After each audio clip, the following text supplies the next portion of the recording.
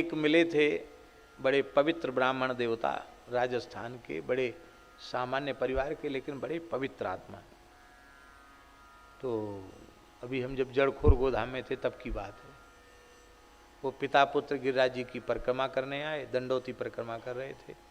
दंडोती पूरी भई और आखिरी दंडोती में उनके पिताजी उठ ही नहीं पाए।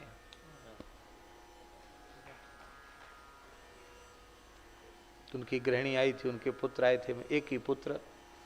मैंने कहा भाई देखो, संसार की दृष्टि से तो आप कहेंगे कि पिताजी जल्दी चले गए, पुत्र का विवाह तक नहीं करके गए, हम सब अनाथ हो गए। संसार की दृष्टि में तो रोना गाना है, लेकिन धन्य है, कितने भाग्यशाली।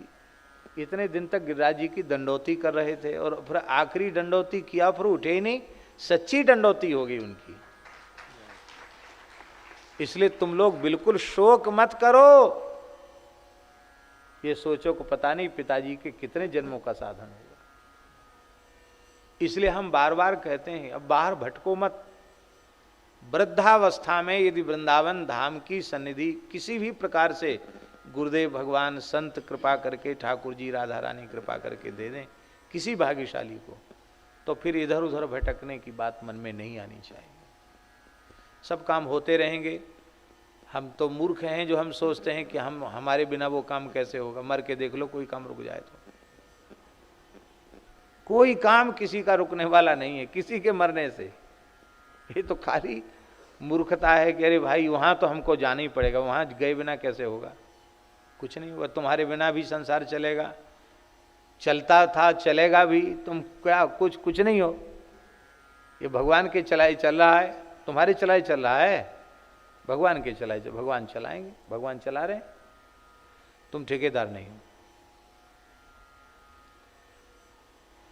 तो इस प्रकार से ये धाम की बड़ी भारी महिमा है। और याही ब्रजवसियों का अर्थ है, याही ब्रजवसियों का अर्थ है कि इसी ब्रज में वास, अर्थात भगवान के अवतार काल के ब्रज में और वर्तमान काल के ब्रज में अंतर नहीं।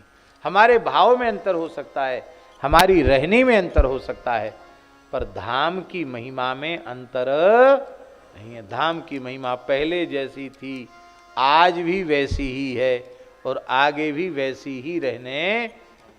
ना तो जमुना जी की महिमा घटेगी, ना गिरिराज जी की महिमा घटेगी, ना ब्रजरज की महिमा घटेगी, ना लता पता वृक्ष की कोई न गुरु की महिमा घटेगी, ना संत की महिमा घटेगी।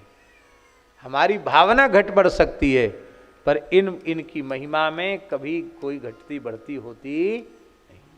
चाहे जितना भयंकर कलिकाल आ जाए, उस समय भी भगवान के भक्त होंगे। भक्त नहीं होंगे तो हम लोग रहेंगे कैसे। इसलिए